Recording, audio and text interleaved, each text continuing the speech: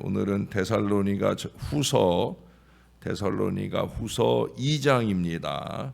2장 1절에서 12절까지 말씀입니다. 제2장. 형제들아, 우리가 너희에게 구하는 것은 우리 주 예수 그리스도의 강림하심과 우리가 그 앞에 모임에 관하여 영으로나 또는 말로나 또는 우리에게서 받았다 하는 편지로나 주의 날이 이르렀다고 해서 쉽게 마음이 흔들리거나 두려워하거나 하지 말아야 한다는 것이라. 누가 어떻게 하여도 너희가 미혹되지 말라. 먼저 배교하는 일이 있고 저 불법의 사람 곧 멸망의 아들이 나타나기 전에는 그 날이 이르지 아니하리니 그는 대적하는 자라. 신이라고 불리는 모든 것과 숭배함을 받는 것에 대항하여 그 위에 자기를 높이고 하나님의 성전에 앉아 자기를 하나님이라고 내세우느니라. 내가 너희와 함께 있을 때 이 일을 너희에게 말한 것을 기억하지 못하느냐? 너희는 지금 그로 하여금 그의 때에 나타나게 하려 하여 막는 것이 있는 것을 아나니 불법의 비밀이 이미 활동하였으나 지금은 그것을 막는 자가 있어 그 중에서 옮겨질 때까지 하리라. 그때 불법한 자가 나타나리니 주 예수께서 그 입의 기운으로 그를 죽이시고 강림하여 나타나심으로 패하시리라. 악한 자의 나타남은 사탄의 활동을 따라 모든 능력과 표적과 거짓 기적과 불의의 모든 속임으로 멸망하는 자들에게 있으리니 이는 그들이 진리의 사랑을 받지 아니하여 구원함을 받지 못함이라. 이러므로 하나님이 미혹의 역사를 그들에게 보내사 거짓 것을 믿게 하심은 진리를 믿지 않고 불의를 좋아하는 모든 자들로 하여금 심판을 받게 하려 하심이라. 아멘. 이제 벌써 한 30년 전의 일입니다마는 1992년 한국 사회에 종말의 열풍이 불었습니다.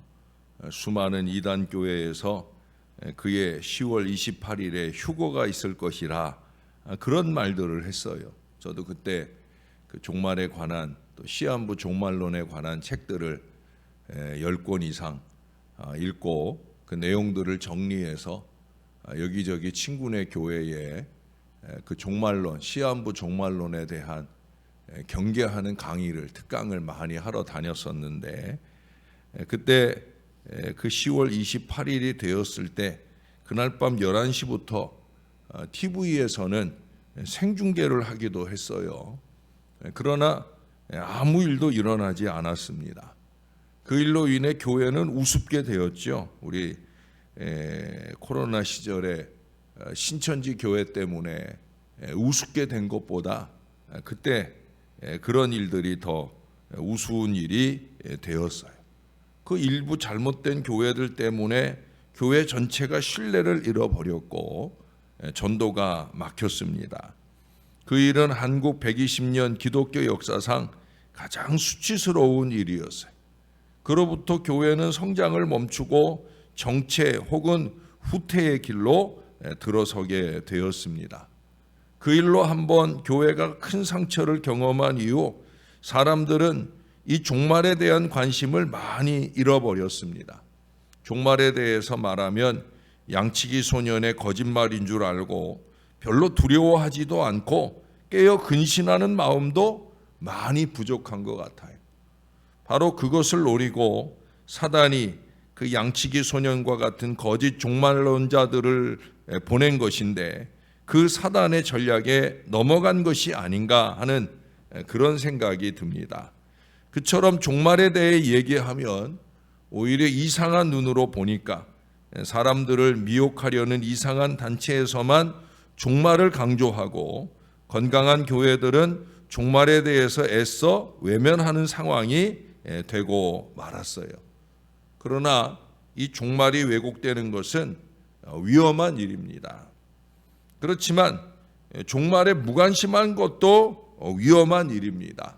왜냐하면 종말에 대해 무관심할수록 곧 다시 오실 예수님이 안중에 없는 인생을 살게 되다 보니까 우리 신앙은 약화될 수밖에 없는 거예요. 오늘날 교회가 좀 진리를 벗어나고 거짓이 난무하는 그런 안타까운 공동체가 되는 이유는 이 종말 신앙이 사라졌기 때문에 그래요. 생각해 보세요. 주님이 곧 다시 오시는데 우리가 이러고 살겠습니까? 게으르고 나태하고 온갖 무질서와 온갖 죄악들이 난무하는 그런 어리석은 인생을 살겠습니까? 그럴 수 없을 거예요. 저는 그래서 늘 자주 강조하잖아요. 마라나타, 예수님 곧 오십니다. 하나님이 보고 계셔요. 하나님이 듣고 계셔요. 이 얘기를 자꾸 하는 이유는 뭐냐면 경각하자는 거죠. 주님 곧 오시는데 우리가 세상 연락에 빠져서 정신없이 살 때가 아니라는 거예요. 사단의 활동을 더욱더 쉽게 만들어주는 이런 어리석음으로 살아서는 안 된다는 거예요. 이제는 과거의 그 잘못된 종말론으로 인한 상처만 기억하지 말고 이 종말에 대한 관심을 새롭게 가질 필요가 있습니다. 왜 그래요? 지금 세계는 종말을 향해 급속히 나아가고 있기 때문입니다. 그러므로 우리는 성경이 어떻게 종말에 관해 말하고 있는지를 잘 알 필요가 있어요. 그래야 지금 더 근신하며 사단으로부터 우리의 영혼을 지킬 수 있을 것이기 때문입니다. 오늘 본문이 나오는 이 데살로니가 후서는 종말에 관한 말씀이 있는 데살로니가 전서를 받고, 제가 데살로니가 전서를 말씀드릴 때 그런 얘기 했잖아요. 매 장마다 마지막 부분에 종말에 대한, 예수님 강림에 대한 얘기가 있다. 그러면서 예수님 곧 오신다. 그 당시만 해도 이 세대가 가기 전에 라는 표현으로 예수님께서 한 세대 전에, 그러니까 주후 60년 안에 예수님이 오실 거라는 그런 생각을, 더욱더 경각할 신앙이 필요했기 때문에 그것이 좀 강조되었어요. 그러다 보니까 이 데살로니가 교회 교인들 중에는 이 종말의 열풍이 불어가지고 어떤 사람은 막 가정을 팽개치고 직장도 그만두고 이단에 미혹되고 사람들의 그 정상적인 판단력이 흐려지면서 수많은 부작용이 생겨나게 됩니다. 그러니까 그 부작용을 좀 가라앉히고 정상적인 삶을 살라는 것을 권면하기 위해서 바로 사도 바울이 이 데살로니가 후서를 써서 보내게 되어진 거예요. 오늘 본문 1절부터 4절 말씀을 다시 한번 볼게요. 형제들아, 우리가 너희에게 구하는 것은 우리 주 예수 그리스도의 강림하심, 이 주님의 재림을 말하는 거죠. 우리가 그 앞에 모인다는 건 휴거되는 것을 말하는 거예요. 그 모임에 관하여 영으로나 예언의 말씀으로나 또는 말로나 이 종말을 연구한 것으로나 또는 우리에게서 받았다 하는 편지로나, 이건 뭐예요? 데살로니가 전서로나 라는 얘기예요. 또 주의 날, 그 종말의 날이 이르렀다고 해서 쉽게 마음이 흔들리거나 두려워하거나 하지 말아야 한다는 것이라. 누가 어떻게 하여도, 다시 말해 어떤 말을 들어도 너희가 미혹되지 말라.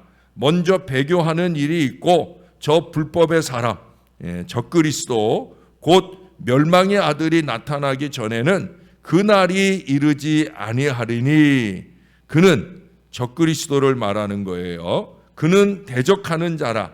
신이라고 불리는 모든 것과 숭배함을 받는 것에 대항하여 그 위에 자기를 높이고 하나님의 성전에 앉아 자기를 하나님이라고 내세우느니라. 여러분, 저나 여러분 우리 모두가 유의해야 할 부분이 바로 마지막 부분에 하는 말씀이에요. 자기를 높이려는 것, 또 자기의 생각이 하나님 말씀보다 우위에 있거나 진리보다 자기 생각을 먼저 두는, 우리 어제 사랑방 리더 헬퍼 모임에서도 이번 주간 말씀을 가지고 말씀드릴 때 자기 멋대로 하는 신앙, 이게 적그리스도고 이게 종말을 잘못 사는 신앙입니다. 사도 바울은 본문에서 분명히 말합니다. 종말이 이르렀다는 말을 들어도 마음이 쉽게 요동하지 말라는 거예요. 차분한 마음을 좀 가지고 너무 두려워하지 말고 또한 미혹되지도 말라는 거예요. 왜냐하면 종말이 있기 위해서는 먼저 배도하는 일이 있고 불법의 사람 곧 멸망의 아들이 나타나기 전에는 이르지 않을 것이기 때문입니다. 여기에서 이 불법의 사람을 우리는 흔히 적그리스도라고 하죠. 그러면 이 적그리스도의 목적은 무엇일까요? 그리고 적그리스도는 어떤 역할을 합니까? 적그리스도의 목적은 사람들을 하나님으로부터 멀어지게 하고 자신을 숭배하도록 하는 거예요. 적그리스도나 거짓 선생들의 특징은 다른 거 아니에요. 하나님과 멀어지게, 사람들과 멀어지게, 올바른 신앙과 멀어지게, 그러면서 자기를 드러내려고 하는 게 적그리스도, 거짓 선생들의 일반적인 모습이라는 거예요. 아까도 읽었지만 4절을 다시 한번 읽어드립니다. 그는 대적하는 자라 신이라고 불리는 모든 것과 숭배함을 받는 것에 대항하여 그 위에 자기를 높이고 하나님의 성전에 앉아 자기를 하나님이라고 내세우느니라. 여러분 그 뒤에 9절 10절에서도 말씀해요. 악한 자의 나타남은 사단의 활동을 따라 모든 능력과 표적과 거짓 기적과 불의의 모든 속임으로 멸망하는 자들에게 있으리니 이는 그들이 진리의 사랑을 받지 아니하여 구원함을 받지 못함이라. 여기서 이 악한 자는 불법의 사람, 적그리스도를 말해요. 적그리스도는 사단으로부터 온 능력과 표적과 거짓 기적과 속임수로 사람들을 미혹할 거예요. 어떤 사람이 미혹됩니까? 거기 10절 말씀에 보면 아무나 미혹되는 게 아니에요. 그냥 귀로 듣는 하나님의 말씀은 따분하다. 늘 듣는 말씀 따분하다. 눈에 보이는 뭔가 있어야 제대로 믿지 않겠나. 그러면서 진리를 사랑하지 않고 표적을 쫓아다니는 사람들이 쉬이 미혹됩니다. 그런 사람들은 구원받은 줄 알았는데 실질적으로는 구원받지 않은 사람들이기 때문에 구원이 없다고 말씀을 해요. 이게 구원을 받았다가 거짓에 미혹되어서 구원을 잃어버린 것이 아니라 아예 처음부터 구원받지 않은 사람들이라는 거예요. 어쩌면 신천지에 미혹된 많은 사람들이 그런 안타까운 인생 드릴 수 있습니다. 여기 11절 12절에 보면 표적에 관심이 많고 능력을 쫓아다니는 사람에 대해 이렇게 설명을 해요. 첫째, 그들은 유혹을 잘 받아요. 둘째, 그들은 거짓을 잘 믿어요. 셋째, 그들은 진리를 믿지 않아요. 넷째, 그들은 불의를 좋아합니다. 다섯째, 결국 그들은 심판을 받는다고 말씀해요. 왜 심판을 받아요? 그것은 영적인 간음이고 적그리스도에게 마음을 빼앗기는 일이기 때문에 그런 거예요. 무엇보다 아까 말씀드린 대로 구원받지 못함이 심판받는 거죠. 그렇게 해서 사람들을 미혹한 적그리스도는 점차 군사적인 힘을 가지게 될 거예요. 마지막 때 무기또 전쟁을 말하는 거는 마지막 때 결국 세상은 이 전쟁이라고 하는 심각한 결말을 보면서 그 시기 주님이 오셔요. 힘을 과시하는 거죠. 얼마 전에도 청주에서 신천지가 8만 명이 모였다. 거기 이만희가 온다고 해서 아마 전국에 있는 신천지들이 그 청주에 있는 마띠아 본당으로 다 모여들었는지 몰라도 힘을 과시하는 거예요. 결국 본색을 드러내고 믿는 사람들을 핍박하고 자기를 숭배하도록 만드는 거예요. 지금 우리 교단도 저 강동구에 있는 어떤 교회에 이미 은퇴한 지 몇 년이 지난 사람이 지금 이 노릇을 하고 있어요. 자기를 드러내려고. 여러분 지금 교단을 얼마나 해짓고 난리를 치는지 몰라요. 총회의 기관에서 일하는 그런 사람들, 거기를 자기에게 추종하는 사람들로 사람들을 심어두고 하는 일들을 지금 얼마나 자행하는지 몰라요. 이 적그리스도 그 인생이 빨리 세상을 떠나야, 물론 그 인생이 떠나면 또 다른 적그리스도들이 끊임없이 등장을 하지만 지금 총회가 혼란이 되는, 결국 작년 총회 때도 그 교회에서 그 불륜 저지른 그 악한 인생을 구해준답시고 총회를 해가지고 그 인간이 총회장이 되면서 올 한 해 총회가 더럽고 부끄러운 그런 한 해를 지냈는데 이게 결국은 주님이 곧 오실 때가 정말 된 거예요. 그러면 우리는 종말에 대비해서 어떻게 신앙생활을 하며 살아야 될까? 표적 중심적인 이 신앙을 조심해야 돼요. 왜냐하면 사단의 역사를 따라 주어지는 능력과 표적과 기적이 있기는 있어요. 그렇기 때문에 우리가 너무 표적 중심의 신앙, 보는 것으로 느껴지는 신앙이 아니라 우리는 오직 말씀 중심의 신앙, 하나님을 더 사랑하고 이웃을 사랑하고 교회를 사랑하고 가정을 사랑하고 말씀을 사랑하고 이 말씀대로 살려고 영부림치면서 하나님의 용서를 실천하는 십자가 신앙으로 철저하게 무장을 해야 합니다. 무엇보다 이 불법의 적그리스도와 반대로 살아야 됩니다. 여러분, 적그리스도의 가장 큰 특징은 뭐냐? 오늘도 볼 수 있는 것처럼 바로 거짓이에요. 네, 제가 자주 요한복음 8장 44절을 말하잖아요. 사단은 거짓의 아비다. 여러분, 거짓말을 좋아하고 신용이나 흉내를 좋아하고 가장하는 신앙을 잘하는 사람은 사단의 앞잡이에요. 사단은 거짓입니다. 예? 거짓은 그들의 미혹의 도구입니다.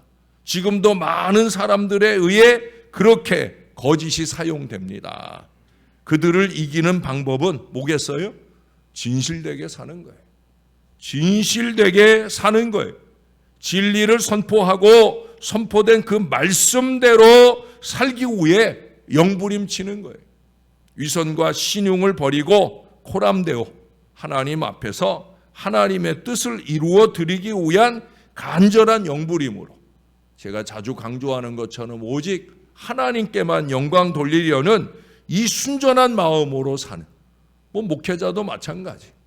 너무 자기 영광 추구하는 목회자 말고 하나님의 영광을 위해 썩어지는 하나의 미랄이 되고자 하는 그런 목회자, 또 그런 성도들이 되어질 때, 그럴 때 희망이 있는 거죠. 주님 곧 다시 오시는데 저와 여러분이 더욱더 철저한 진리신앙으로 무장하여 하나님께 영광되는 이 복된 믿음의 삶을 잘 살아내는 저와 여러분들이 되기를 우리의 구주 되시는 예수님의 이름으로 간절히 축원합니다. 기도하겠습니다. 주님이 곧 다시 오실 것이다 하는 마음이 끊임없이 우리의 마음속에 들 수밖에 없는 것은 세상 만물 가운데 그 징조가 보여지고 있나이다. 전쟁의 소문은 더욱더 많아지고 이제 이 기후의 변화는 일상이 되어져 가고 있습니다. 9월에 들어선 지도 한참 되었건만 여전히 무더위는 끊일 줄 모르고 있습니다. 우리나라만 아니라 전 세계가 지금 기후 변화로 인해 홍역을 치르고 있습니다. 점점 더 지구는 끓어오를 것입니다. 점점 더 전쟁의 소문은 많아질 것입니다. 정신을 더 바짝 차려야 될 때인 것을 잊지 말게 도와주옵소서.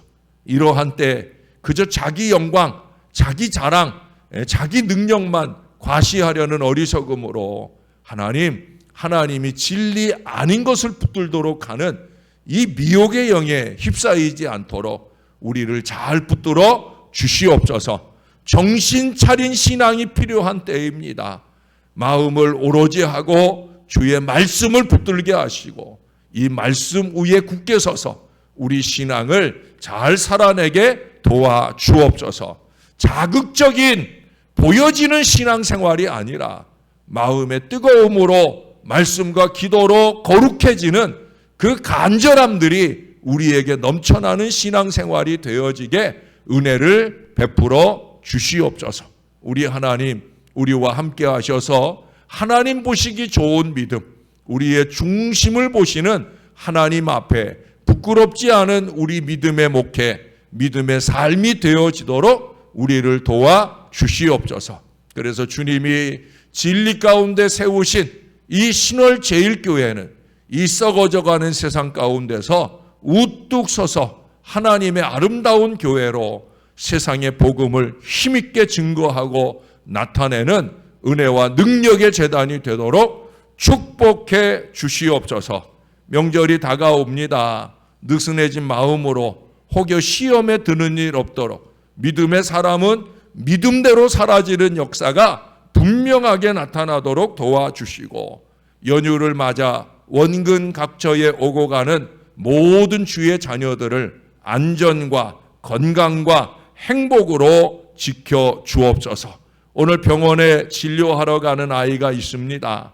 아버지 하나님 꼭 붙들어 주셔서 주님께서 함께 하시사 이제는 안경을 벗고 볼 것을 바로 보면서 건강하게 잘 자라가는 믿음의 아이가 되도록 도와주옵소서. 손주를 위해 눈물로 기도하는 할머니의 기도에 응답해 주셔서 크고 놀라운 건강한 은혜가 이 아이와 함께 자라가는 모든 동기간들 위에도 넘쳐나도록 축복해 주옵소서. 근본 추석에 만나는 가장 좋은 선물이 되도록 주님이 크신 은혜로 더딥혀 주시옵소서. 이 아이뿐이겠나이까? 크고 작은 육신의 어려움으로 신음하는 주의 모든 자녀들에게도 능력의 주님 손길 임하게 도와주시고, 더욱더 주님 의지하면서 주님 안에 온전히 거하며 사는 믿음의 자녀들 다 되도록 축복해 주시옵소서. 감사합니다. 예수님 이름으로 기도합니다. 아멘.